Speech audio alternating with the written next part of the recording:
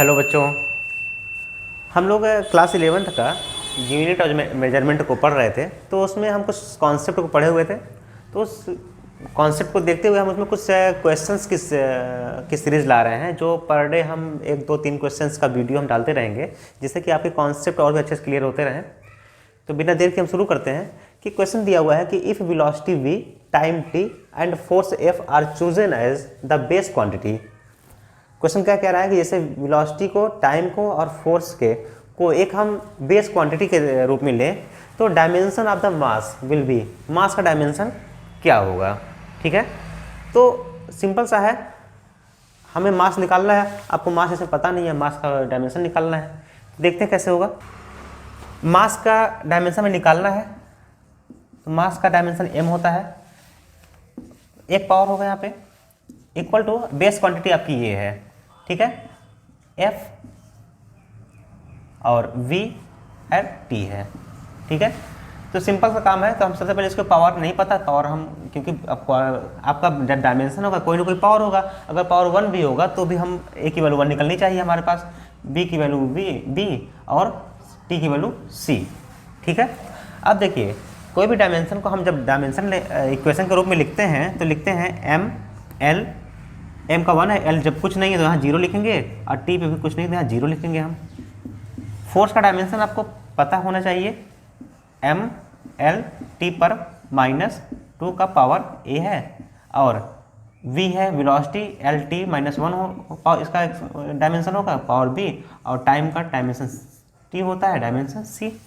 इसको आप कैलकुलेट कर डालिए। m का पावर a होगा, l का पावर यहाँ पे a होगा, और t का पावर -2a होगा। साथ में l का पावर b होगा, और t का पावर -b होगा, और t का पावर यहाँ पे c होगा। m सिंगल है तो a है यहाँ पे, l यहाँ पे 1 टाइम 2 टाइम यहाँ पे है, तो l 1 + b हो जाएगा, और t -2a -b और +c। ठीक है, आपका क्या है, m1 l 0 t 0। Power compare कर डालिए, a = 1, a + b, यहाँ पावर 0 है, इक्वल टू 0। a की वैल्यू 1 है तो b की वैल्यू क्या निकल के आएगी, -1 निकल के आएगी, उस साइड जाएगा तो। और यहाँ पे -2a -b + c equal to, यहाँ पे भी 0 है। तो अब यहाँ पे a की वैल्यू पुट कर दीजिए आप, -2 × a -b की वैल्यू आपकी -1 निकला है, और c की वैल्यू आपको निकालनी है, इक्वल टू 0, और -2 +1 + c इक्वल टू 0। क्या होगा कि c इक्वल टू घटेगा, -1 आएगा, उधर जाएगा तो 1 बचेगा। c की वैल्यू आपने 1 निकाला, a की वैल्यू 1 निकाला, और b की वैल्यू -1 निकाला। अब क्या है, आप इस इक्वेशन में पुट कर दीजिए। जब इक्वेशन में पुट करेंगे तो क्या निकल के आएगा, m mass equal to f का पावर a है, a की वैल्यू आपने 1 निकाला है, तो 1 यहाँ लगा देंगे, तो या कुछ भी नहीं लगाया, इक्वल होगा बात। v की वैल्यू b है, b आप निकाल के आएंगे -1, तो यहाँ -1 हो जाएगा। उसके बाद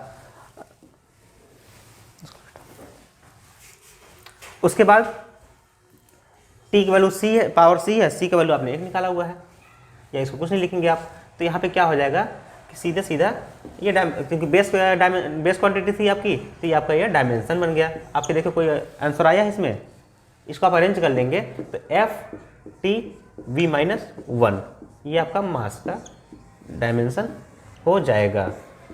ठीक है, कोई आपका ऑप्शन है, पहला ऑप्शन f v t -1 ये नहीं है, f -t ये भी नहीं है, f2 t2 ये भी नहीं है, और f t - v ये आपका आंसर सही होगा। तो हम लोगों ने क्वेश्चन को देखकर क्वेश्चन को समझा और उसका आंसर निकाला। इसी तरीके से हम और भी इंपॉर्टेंट क्वेश्चन इस वीडियो सीरीज में लाते रहेंगे, जिससे कि हमारे कॉन्सेप्ट और अच्छे से क्लियर होते रहें। इस कॉन्सेप्ट को समझना हो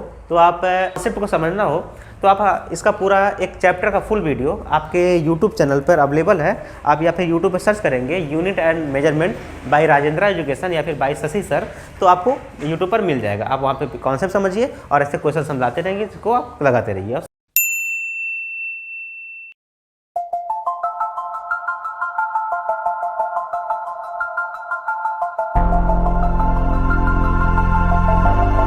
राजेंद्र एजुकेशन, सबसे बेहतर बनने की शुरुआत।